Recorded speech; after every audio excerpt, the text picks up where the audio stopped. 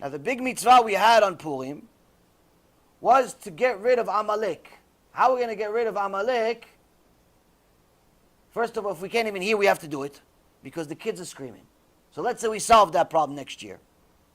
How we get rid of Amalek? We don't know who he is still. How we get rid of Amalek? The reality is, Rabotai, we talked about, we had a whole lecture about it last week. Amalek is inside us. It's the Amalek that's inside us that we have to get rid of. Amalek has the same gematria, same numerical value as Safek. Safek means doubt. You have to remove all the doubts that you have.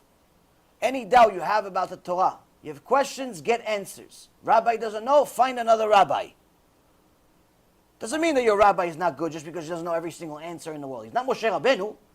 Just find a rabbi that knows and has sources. Your rabbi may be an expert in halachot for Shabbat. You have questions about Torah and science. Find a rabbi that's an expert in Torah and science. Your rabbi may be an expert in Torah and science. You want halachot Shabbat. Find a rabbi that knows halachot Shabbat. In reality, most rabbis know halachot Shabbat. If not, you're not a rabbi. But anyway, the point is, Rabotai, is that the Safek inside us is what's killing us. That's what's causing us to sin every single day. The fact that we have the audacity to sin every single day is only because we have a Safek. It's only because we still have a doubt of whether God's real, whether He really said it, whether He really meant it when He said it, whether the Chachamim translated it the right way and maybe it's something else. We have a lot of Safek, we have a lot of doubts. Amalek is doubts. Your responsibility on Purim is to remove your doubts. The other Amalek is not just the current doubts. It's the doubts you used to have. Meaning your previous life, before you did Teshuva. Some people, they convert or they do Teshuva, which in my eyes is the same thing. To convert, do Teshuva, you still have to do the same thing. You have to become a Jew. And they still want to hold on to their previous life. Still want to hold on to their previous friends, their previous customs, their previous likes. They used to like playing basketball every day, so they want to play basketball every day just with a kippah on. They used to like to have a couple of beers with the guys, so they still want to have a couple of beers with the guys as long as the beer is kosher. They used to do all types of things they like. So once they do Teshuva, they want to continue doing these things. Some people like to celebrate certain holidays. Okay, so I'm not going to have the Christmas tree in my house. I'll have it in my friend's house. It's just a tree. What's the big deal? So all of these things are called Amalek.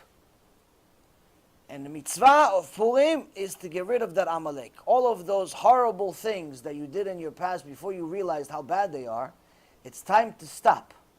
Now obviously it's time to stop them every day. That's Teshuva. But there's a special merit if you do this on Purim or at this time of the year. Now for anyone who didn't know, until you heard it right now in this shiur, good. Why is it good?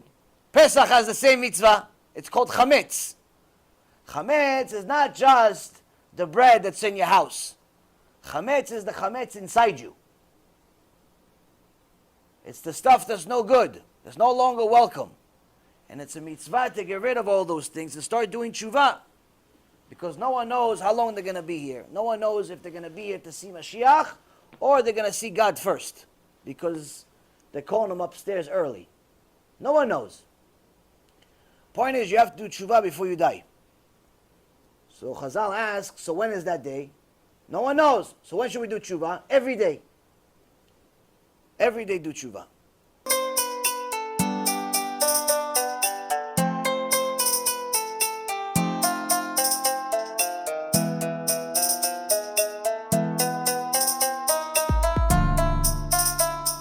Let me know what you think and make sure to share it because other people need to learn too.